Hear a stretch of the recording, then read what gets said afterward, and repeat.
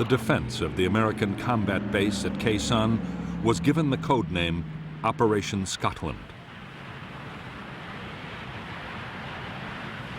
Khe Sanh was one of the most remote outposts in Vietnam, but by January 1968, even the American president, Lyndon Johnson, had taken a personal interest.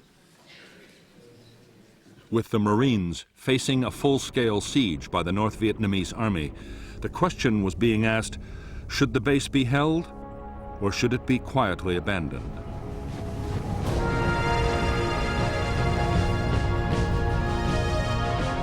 Many in Washington worried that defending Khe Sanh could invite a costly and humiliating defeat. General Westmoreland, the U.S. commander in Vietnam, dismissed all such fears. Already, Khe Sanh was tying up nearly 20,000 North Vietnamese troops, and there might be a chance of winning a major American victory.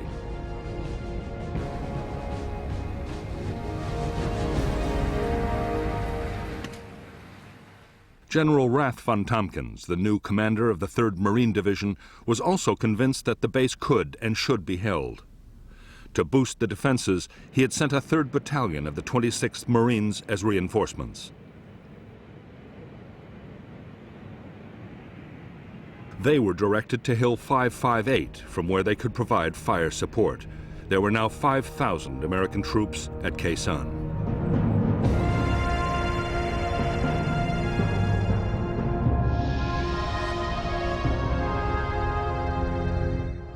The combat base at Khe Sanh was built around a 3,900-foot airstrip.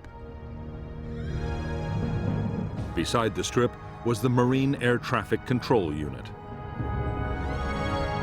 Nearby was the 26th Marine Command Post and the Fire Support Coordination Center.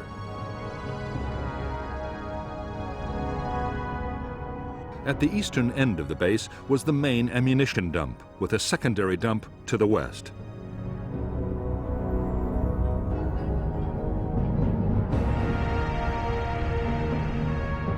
The base perimeter was manned by the 1st Battalion and a company of the 3rd.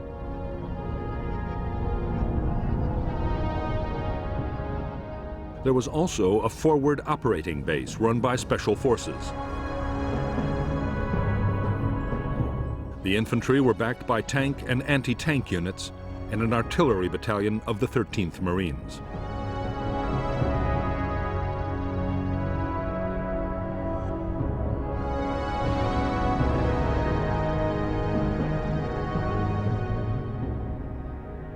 Outside the Khe Sanh base, the Marines held Hill 881 South, Hill 861, and a radio relay station on Hill 950. The whole 2nd Battalion occupied Hill 558 to block the Rao Quan River Valley. Beyond 881 South, the North Vietnamese 325C Division had secretly fortified a chain of hills. On January 20th, 1968, the Americans thwarted an attempt to take 881 South, and just after midnight the next day, 861 was partially overrun, but the attackers were also driven off. At 5:30 a.m., Khe Sanh base itself was hammered by a massive North Vietnamese artillery bombardment.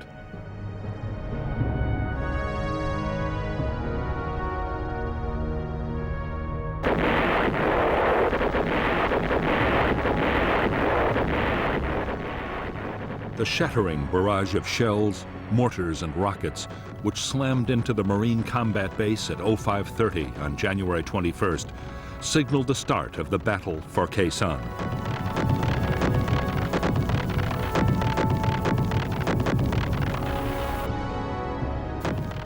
The North Vietnamese gunners had targeted their bombardment with unerring accuracy. As Marines had dived for cover, one of the first rounds had scored a direct hit on the main ammunition store.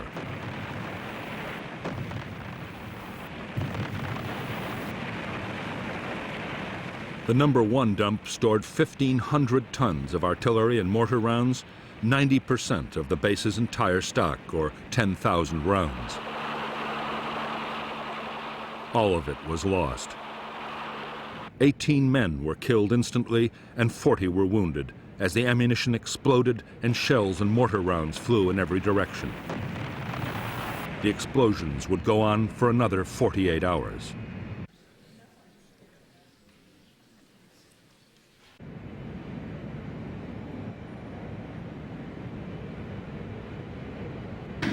Even at the height of the chaos, the Marines were still able to fire their mortars and guns against the enemy batteries.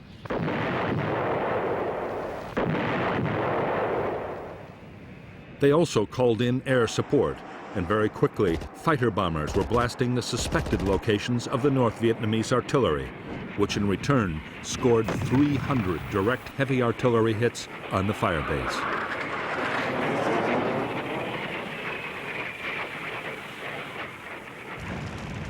As the bombardment of the base reached a crescendo, the 26th Marines commander, Colonel David Lowndes, expected a massive North Vietnamese ground attack at any moment.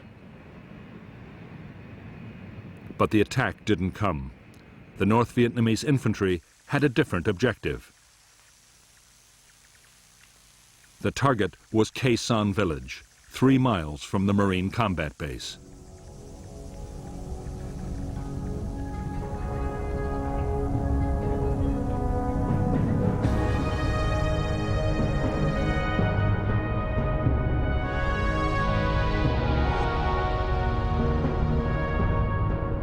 At dawn on January 21st, NVA troops attacked Khe Sanh village, where 200 Marines and South Vietnamese troops were stationed. The North Vietnamese attackers were a 400-man battalion of the 66th Regiment. The battalion attacked twice, but in the face of powerful American artillery and airstrikes, failed to take the village.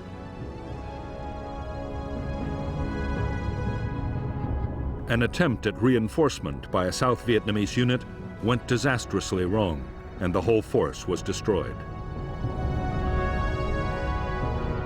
Later in the day, the village was evacuated and abandoned to the NVA.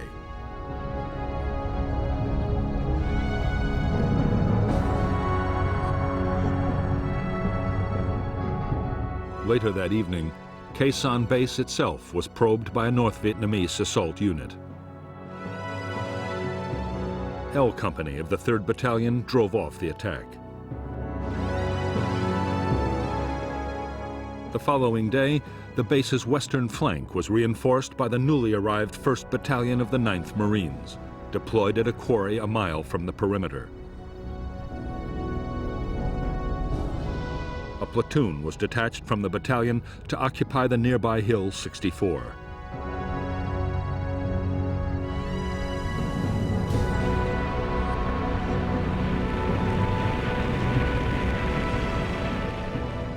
For the Marines inside the Khe Sanh base, the days were now filled with feverish activity. There were sudden heavy bombardments from NVA guns and rockets.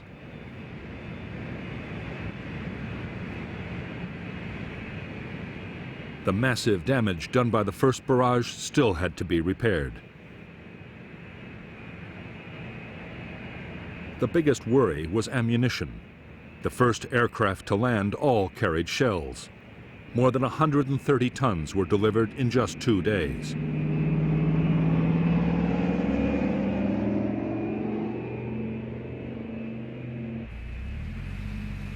Reinforcements arrived too. The Marines were joined by 300 South Vietnamese Army Rangers, and Colonel Lowndes now had more than 6,000 men inside the compound and in 7 defended positions on the surrounding hills.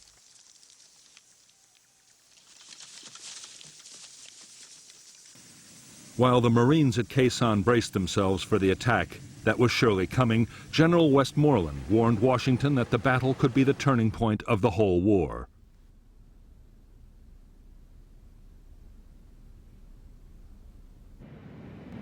In the United States, President Johnson was getting more and more worried about what might happen. The last thing he wanted was an American version of Dien Bien Phu, but he was determined to support his commander. Westmoreland would be allowed to fight the battle he wanted. There would be no U.S. withdrawal from Khe Sanh, despite the fact that the NVA were still raining between 150 and 300 shells a day on Khe Sanh.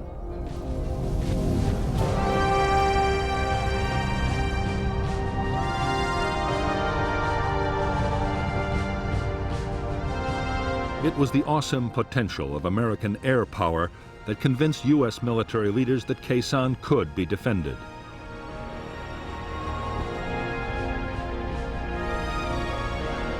Before the battle had started, on 5th January, Westmoreland and U.S. tacticians devised a plan for defending Khe Sanh by bombing.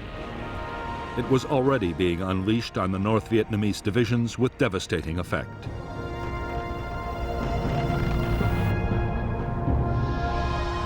The Americans called it Operation Niagara.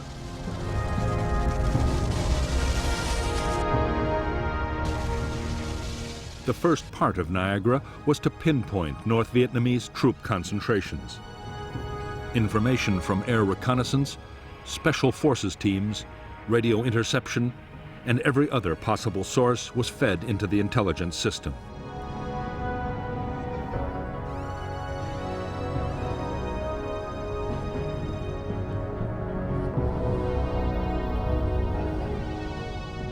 Niagara also deployed the most advanced and secret surveillance technology in the world. Aircraft and helicopters scattered hundreds of electronic sensors across the enemy's main lines of approach.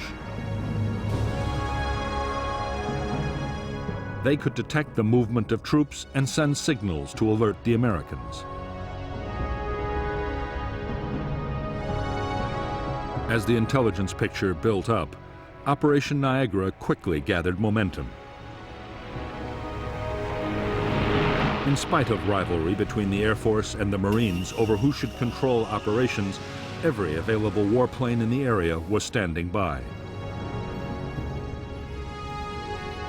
At the peak of the siege, American planes dropped triple the tonnage of bombs delivered on a peak day during World War II.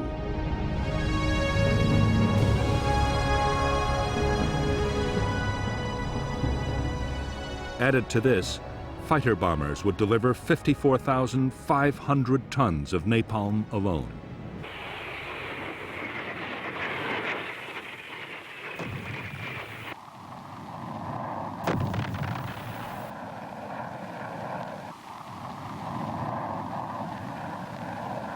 Although fighter bombers were flying the vast majority of Niagara missions, most of the sheer weight of bombs was being delivered by B-52s, as part of an ongoing operation codenamed Arclight.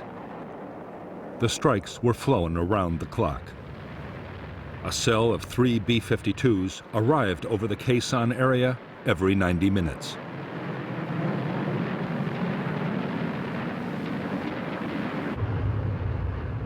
The giant heavy bomber was able to carry a massive 27 tons of bombs. The aircraft dropped their loads from 30,000 feet, high enough so that the planes couldn't be seen or heard from the ground. The only warning most North Vietnamese troops got of a raid was the shattering detonation of the first bombs. Over the 77 days of the siege, B-52s flew over 2,500 sorties, dropping more than 53,000 tons of bombs. The biggest Arclight raid of the Vietnam War so far was launched as part of Operation Niagara on January 30th.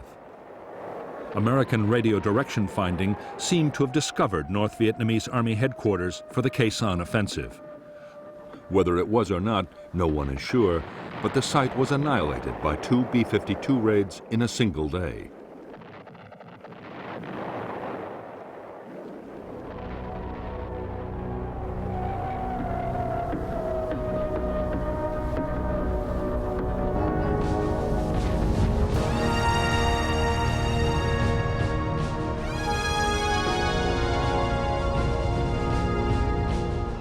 Early in the morning of January 30th and 31st, 1968, the general offensive the Viet Cong had been planning for more than 6 months broke with shattering force all over South Vietnam.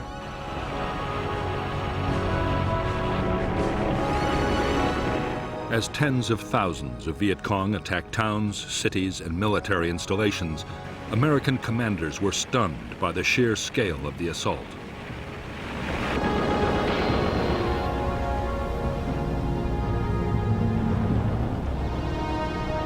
While most of South Vietnam erupted in violence, Khe Sanh was uncannily quiet. A North Vietnamese army defector had confirmed that there was to be a major attack, but nothing had happened yet.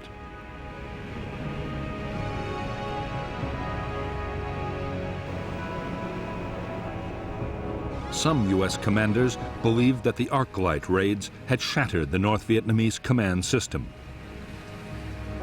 There was no way of telling.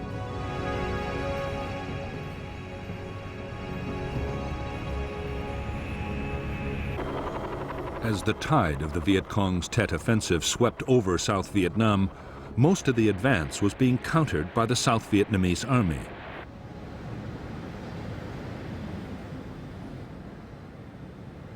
The Americans had been heavily committed in only a few places, mainly around Saigon and in Hue.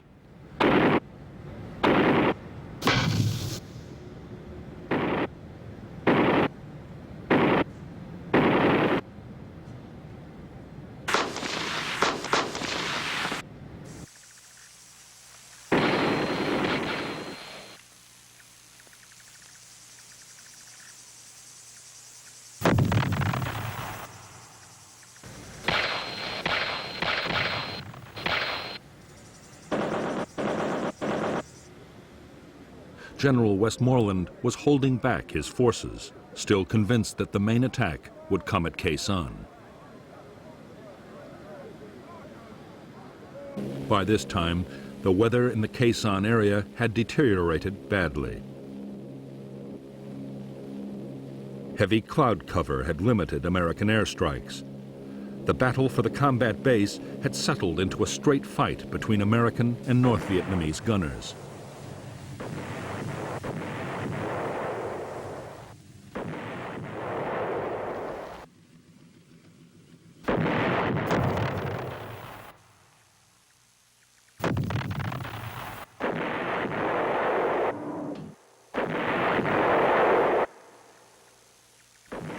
The busiest time for the American guns was after dark, when the NVA were most active.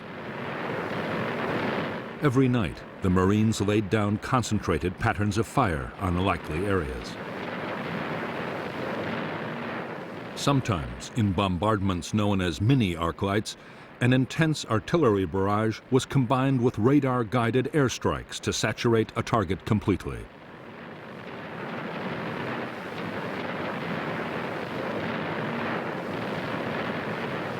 As for the North Vietnamese artillery, most of the guns, rockets, and mortars were by now in place.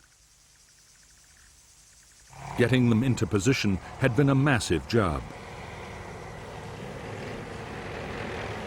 Northern troops had also sighted hundreds of ammunition dumps around Khe Sanh and across the border in Laos.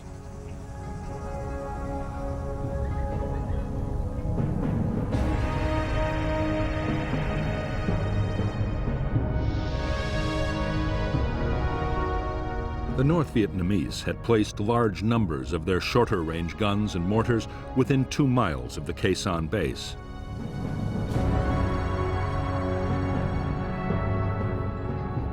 Most of the big rockets were fired from Hill 881 North.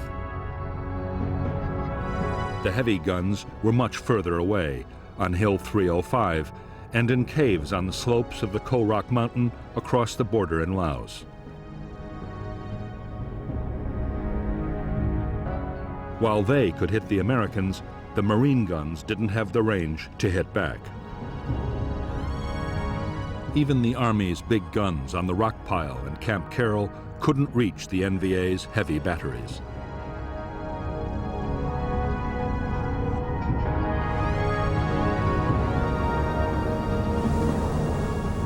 By now, more than 2 weeks into the battle, over 150 North Vietnamese artillery rounds were hitting the Khe Sanh base and its outposts every day, rising to a peak on February 23rd of 1,300. For the Marines, building the best possible protection was a matter of life and death.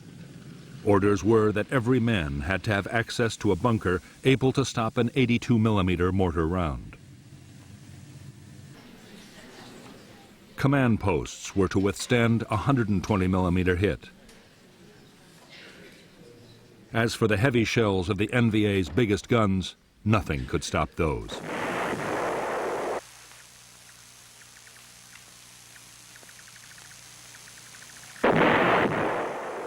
The North Vietnamese artillery hitting Khe Sanh and the Marine outposts was all indirect fire. Spotters on the hills corrected the gunners' aim by radio, but the gunners themselves could never see the targets. What NVA commanders wanted most of all was to place guns on the hills overlooking the base. From there, they could pour devastating fire straight down onto the Americans.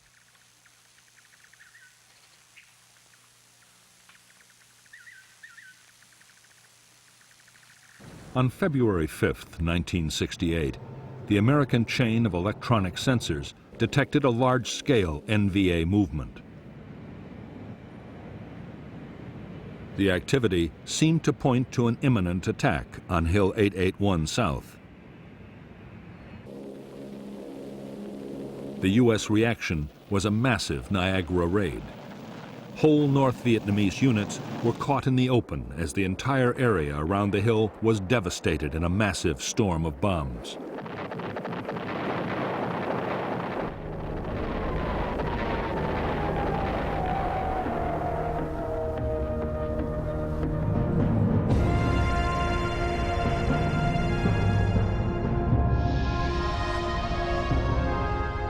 Although a North Vietnamese attack on Hill 881 South had been blocked, the Americans had failed to detect a battalion closing on an outpost called 861A.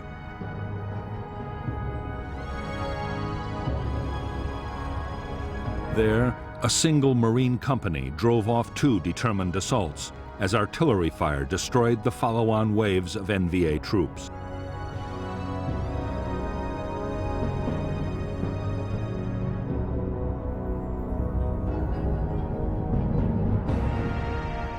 On the night of February 6th, the North Vietnamese 304th Division began to clear ground approaches to Khe Sanh from the west. The first objective was the American Special Forces camp at Long Vây, manned by a handful of U.S. troops and a battalion of South Vietnamese local militia.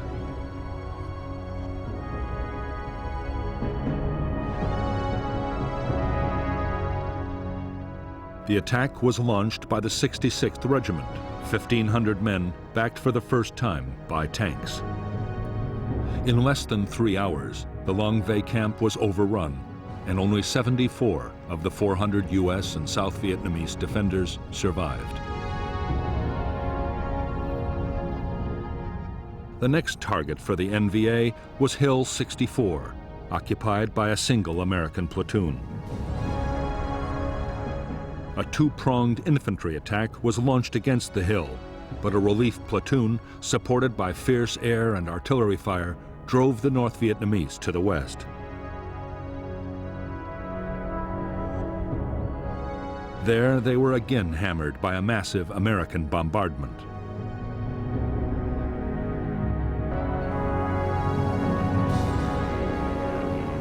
Even though the NVA had again failed to take any more American hill outposts and had lost hundreds of men in the attempt, they had at least captured Long Vây. A thorn in their side had been eliminated, and they had cleared Route 9 for their own use.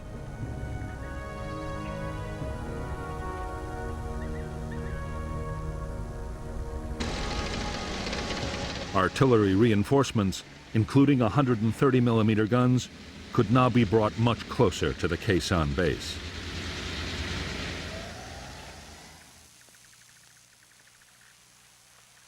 The Americans were sure the NVA had finished building up their forces at Khe Sanh and were ready for the main attack. But to their surprise, the expected assault still didn't come.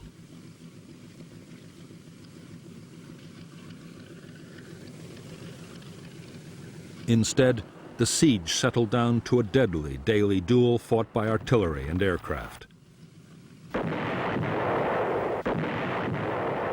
At the same time, the North Vietnamese began to launch frequent small-scale probes against the base perimeter.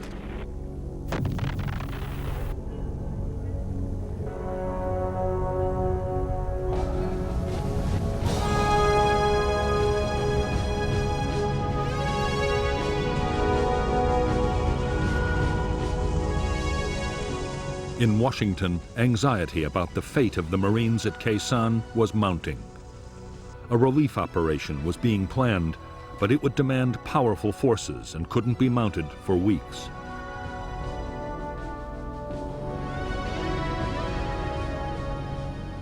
The weather was still too poor.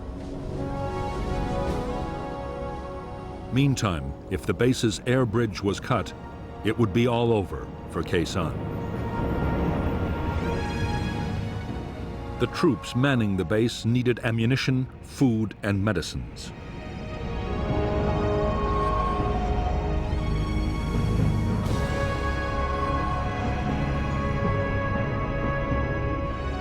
Casualties had to be evacuated. Men finishing their tours of duty had to be flown out and replacements brought in.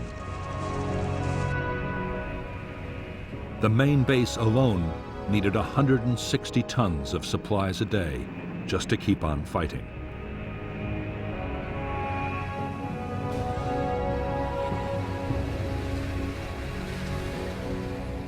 The supply effort depended above all on the huge load-carrying ability of the C-130 Hercules transport.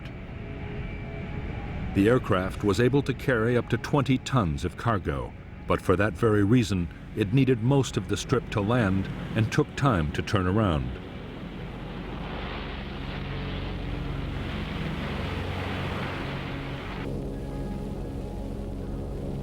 Every plane met a storm of anti-aircraft fire, mortars, and artillery.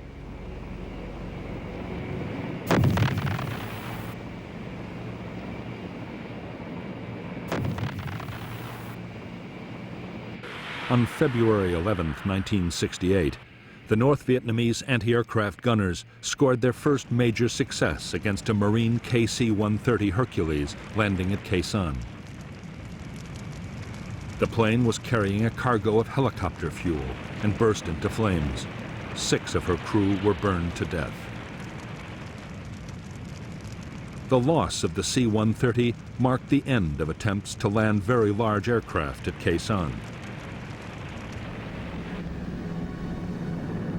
Smaller, more nimble planes like the C-123 Provider, as well as Marine helicopters, would still come in. But without the big loads of the Hercules, the base would never survive. Other methods would have to be tried. The most successful new method was called LAPES, the Low Altitude Parachute Extraction System. The Hercules flew only 5 feet above the runway while a parachute snatched the cargo pallets out of the hold.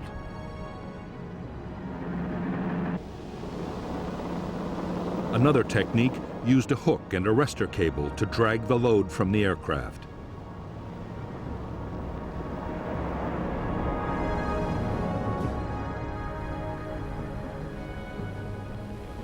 In February 1968, appalling weather with ground fog and low cloud stopped all low-altitude deliveries. The only option was to parachute supplies into a drop zone just outside the perimeter. Several thousand tons would arrive this way, but still for the Marines, bad weather invariably meant tight rations.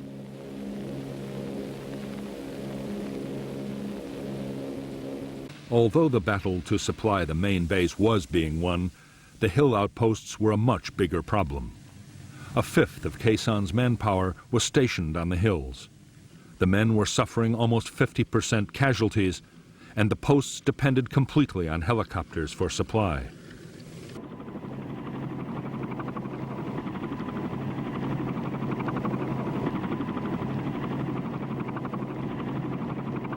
For the crews of helicopters supplying the hill outposts, every mission was a gamble with death. North Vietnamese gunners were quick to target the approaches and the landing zones.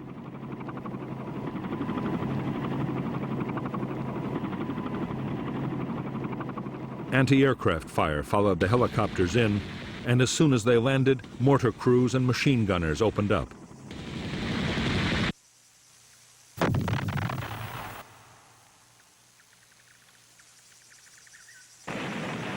As the slopes of the hills became a graveyard for American helicopters, the Marines realized that the survival of the hill outposts was under serious threat. And if they fell, the main base couldn't last for long.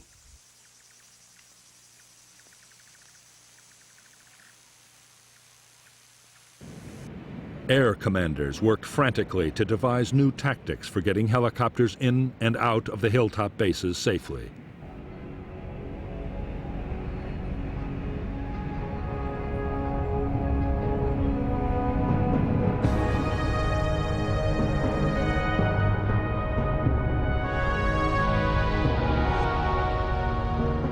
The tactics the Americans devised depended on swamping the enemy anti-aircraft guns and mortars around a landing zone with a high-speed assault.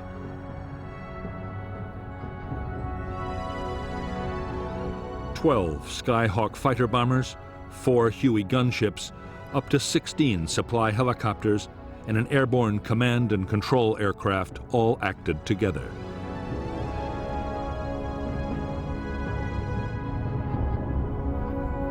The first stage was for 4 Skyhawks to hit North Vietnamese positions with bombs and napalm.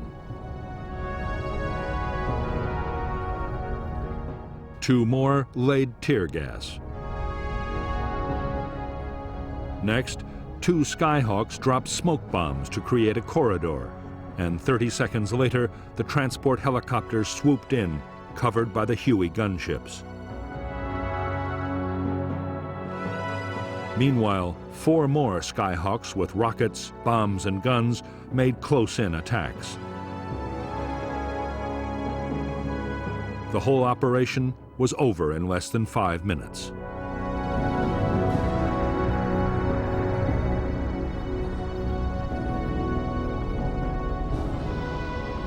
The new tactics quickly earned the title Super Gaggle because the helicopters looked like an oversized flock of geese. With the fighters and gunships in the air too, the method took incredible timing to pull off successfully.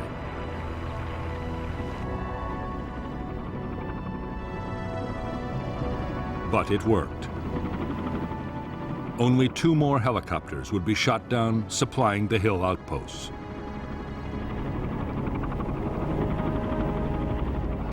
By now, the strain of the long siege was beginning to tell on the troops at Khe Sanh. Being under shell fire every day meant a steady drain of casualties and constant tension. Food was often down to 2 C-ration meals daily.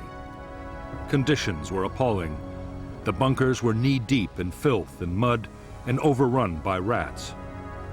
In addition, it was impossible to forget that up to 20,000 enemy soldiers were waiting for the signal to storm the base.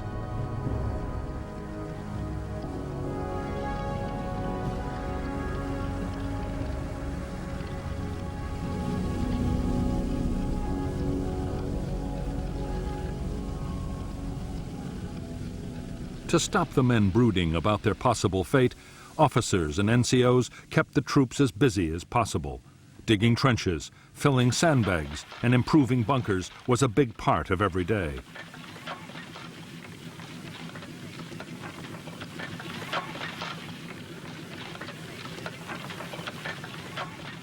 There was some patrolling too, although not more than 500 yards from friendly lines. Colonel Lowndes had no intention of sending his men into certain ambushes, and in any case, they had to be kept clear of the Niagara bombing raids.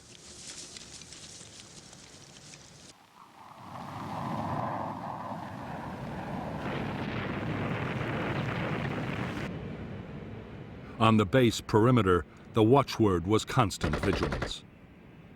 The North Vietnamese were probing the defenses with infantry and sapper teams.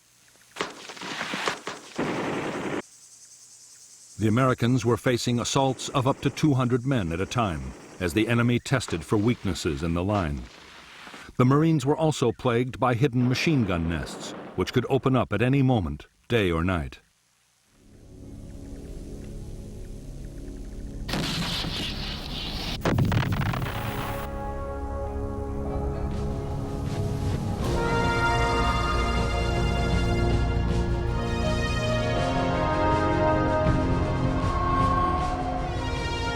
By now, the attention of the American public was riveted by the Battle of Khe Sanh. The story was being covered by dozens of journalists and was featured on network television every day. Stories about Khe Sanh accounted for 25% of all film news reports about the war on U.S. networks and up to 50% on CBS. Arguments raged over the rights and wrongs of trying to hold the base. In Washington, President Johnson was deeply worried about the fate of the Marines at Khe Sanh. He was constantly demanding the latest information on the battle. A model of the base had even been brought into the White House Situation Room. For the first time in the Vietnam War, the room was on full alert, 24 hours a day.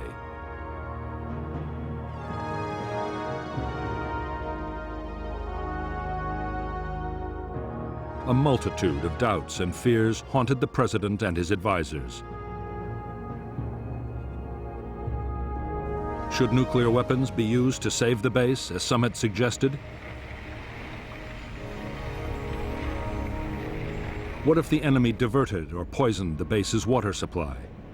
Most worrying of all, what if enemy jets mounted a sudden bombing attack on Khe Sanh? It would be a massive propaganda victory for the North.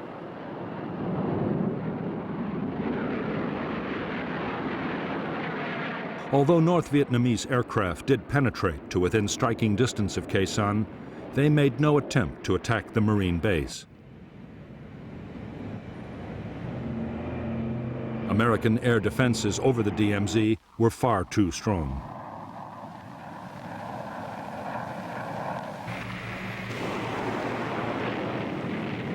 The biggest threat to the Marines at Khe Sanh did not come from modern fighter aircraft. It came from one of the most primitive weapons in warfare. The North Vietnamese besieging Khe Sanh were digging mile upon mile of trenches and bunkers, just as they had at Dien Bien Phu. They were fast approaching the perimeter of the combat base itself.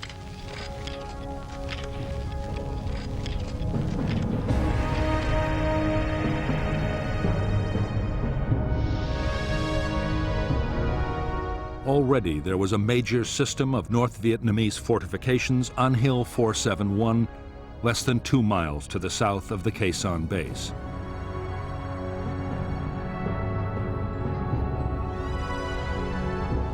Now, at incredible speed, the trench lines were being extended northwards until they reached to within 25 yards of the American perimeter. Another line of trenches and bunkers was creeping across from the southeast.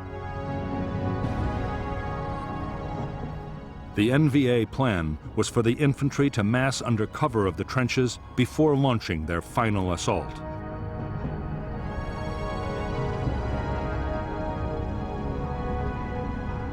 By the last week of February 1968, few Americans inside Khe Sanh doubted that the big North Vietnamese ground assault would have to come soon. The moon was in its darkest phase, and a night infantry attack would have a good chance of overwhelming the perimeter defenses. Smashing the enemy trench lines was an absolute priority.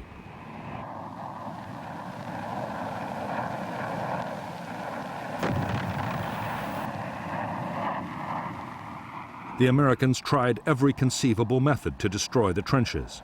napalm and bombs were rained down in huge quantities. The Marines fired countless artillery barrages.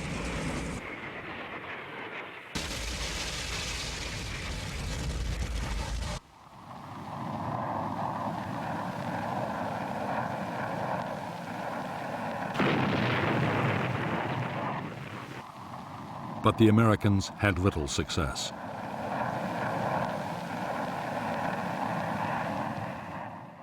The discouraging fact, learned from other wars, was that it could take 1,000 hits to destroy 100 yards of trenches.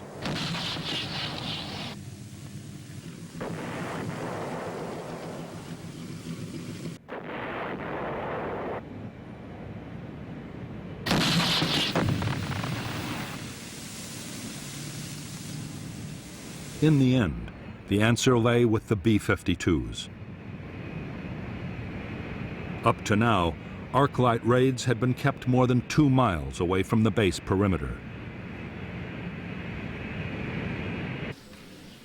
On February 27, 1968, the restriction was lifted.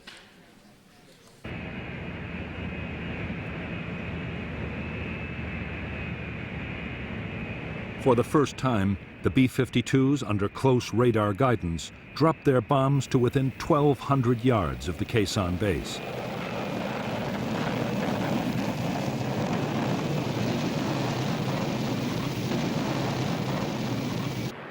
The effect was shattering. There was massive damage to the North Vietnamese trenches and bunkers.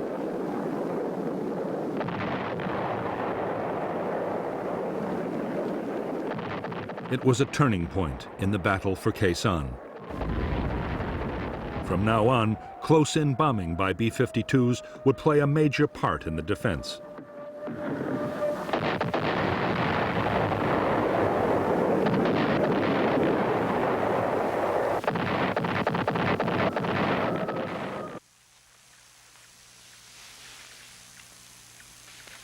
The sudden increase in North Vietnamese activity around Khe Sanh had left no one in any doubt that the climax of the battle was near. A few days before, a Marine patrol trying to get information had been almost wiped out. North Vietnamese traffic along Route 9 from Laos had also risen to a new peak. Enormous quantities of supplies were being rushed to the Khe Sanh divisions for the final assault.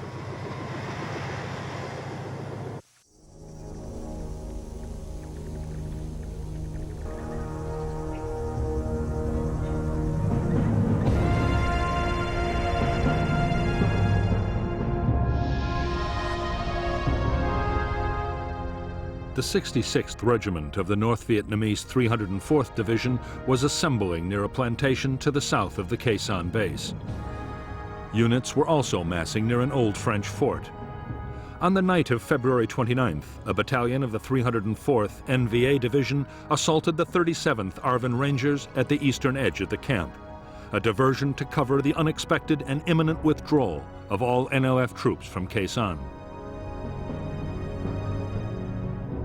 The American defense was to coordinate strikes by artillery, fighter bombers, and B-52s on 3 main areas through which the attacking NVA had to pass. Then, as the final assault waves approached the base, Khe Sanh's own defensive fire plan was unleashed.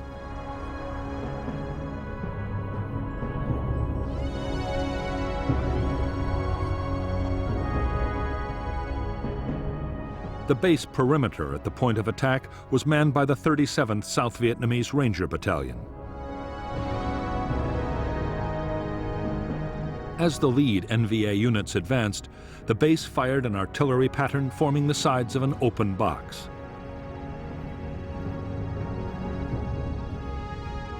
A creeping barrage was then walked up and down inside.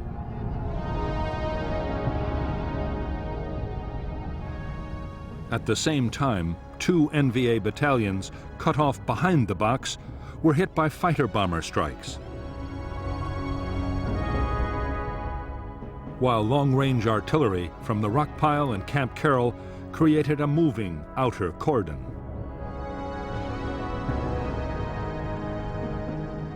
The North Vietnamese troops, who survived to emerge from the open end of the box, then faced the direct fire of the South Vietnamese Rangers. Over the next week, despite continued aerial bombardment and the barrage of artillery fire, the trenches came even closer. Then, for no apparent reason, they stopped. On March 6th, with the Marines still waiting for the final assault, many of Jap's troops stumbled away through what was left of the jungle, an area of land that had received 100,000 tons of bombs, the heaviest aerial bombardment on a single piece of land in the history of warfare. The next 3 weeks were relatively quiet around Khe Sanh. American air activity increased steadily as the weather improved, and more NVA units began to withdraw into Laos. But the battle for Khe Sanh was not yet over. On March 22, 1968, there was a sudden explosion of violence. Without warning, a massive North Vietnamese bombardment, including huge numbers of heavy shells from the Ko Rock Mountain, slammed into Khe Sanh. More than 1,000 rounds hit the base at the rate of 100 every hour. At the same time, the electronic sensors around Khe Sanh again indicated NVA movements, and the Americans replied with heavy bombing.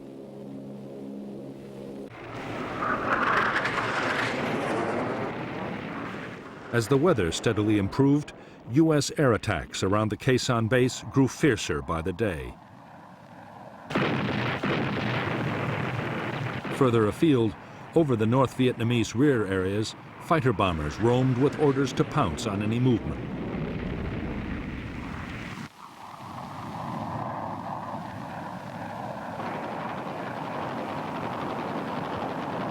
For the North Vietnamese, the situation could only get worse.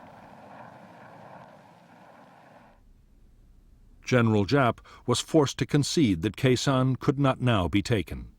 By this time, the Marines were mounting small but aggressive attacks out of the base.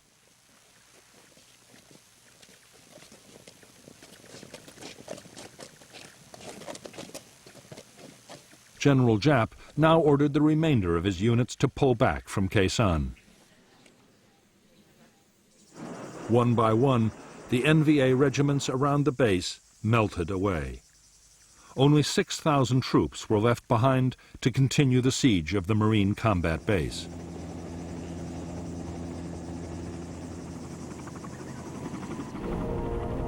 Although fighting would go on, the worst of Khe Sanh's ordeal was over.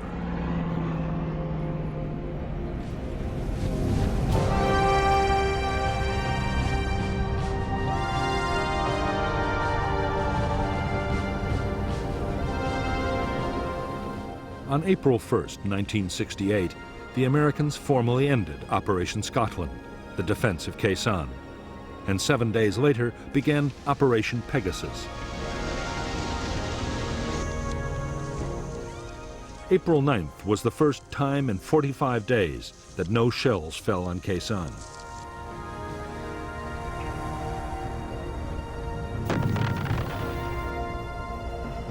The aim of Pegasus was to reopen Route 9, the road linking Khe Sanh to the other American bases along the demilitarized zone.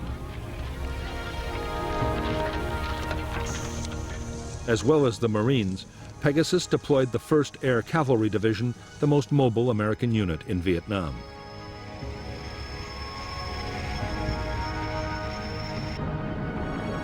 The Air Cavalry had more helicopters and airborne firepower than any other U.S. unit. It was perfectly suited to the rugged and demanding terrain near Khe Sanh.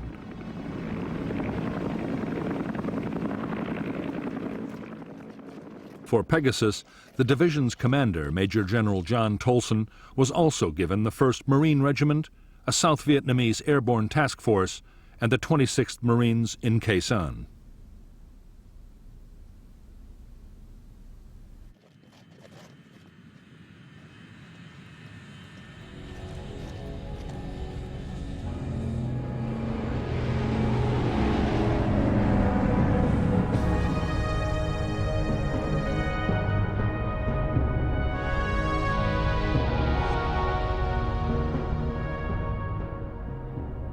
The entire length of Route 9 was still dominated by North Vietnamese Army units, especially elements of the 66th and 29th Regiments. For Operation Pegasus, the Americans built a main base for the air cavalry at Landing Zone Stud. The Marines would operate out of Ka Lu. The plan was for air assaults to seize landing zones and fire bases north and south of Route 9, while other forces pushed down the road.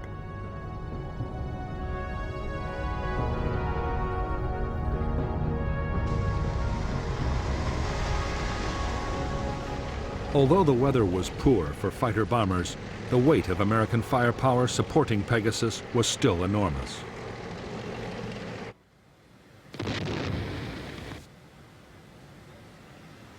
In a single day, the Americans fired more than 10,000 artillery rounds.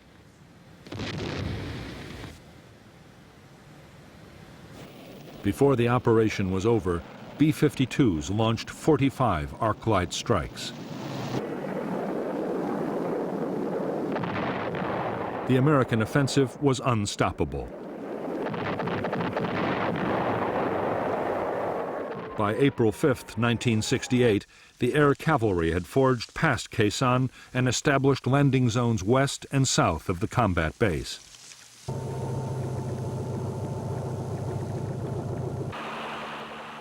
While the cavalry consolidated their new positions, the Marines in Khe Sanh mounted their own breakout assaults.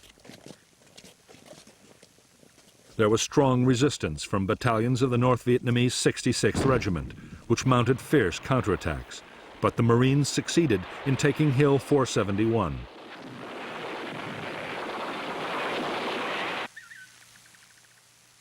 It was the first of a string of NVA hills recaptured over the next few days.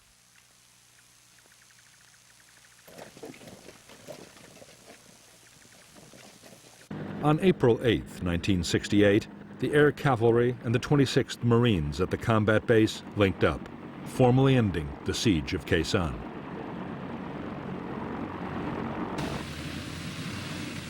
In fact, the Marines were less than pleased to be seen as being rescued by the Army. In their view, they had long since guaranteed their own survival.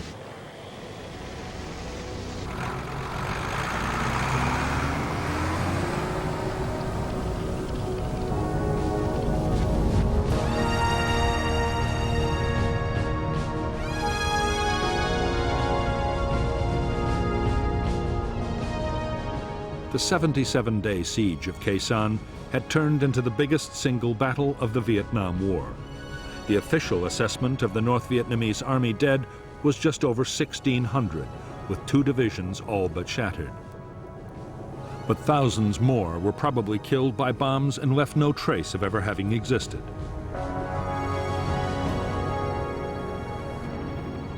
By the end of Operation Pegasus, American and South Vietnamese units had suffered 1,000 dead and 4,500 wounded.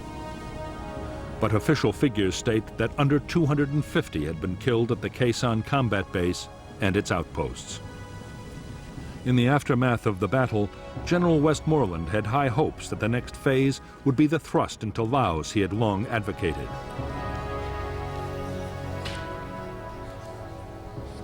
He now had the forces he needed.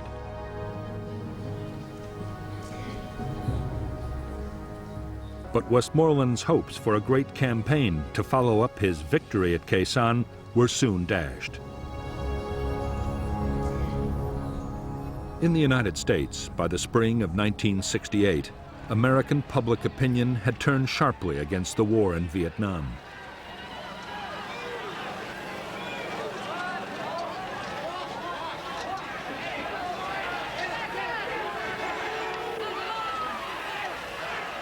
The shock of the Tet Offensive had led many to believe that the U.S. would have to withdraw sooner or later. Under severe pressure, President Johnson had promised to search for a negotiated peace. He ruled out any big troop increases and any widening of the conflict.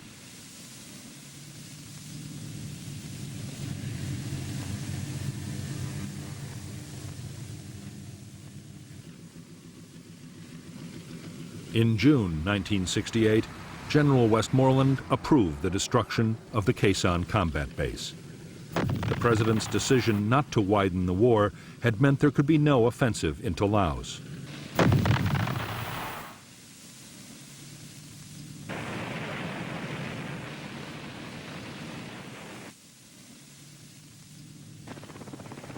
Nor was the base needed for defense, as there were now strong and highly mobile American forces in the area.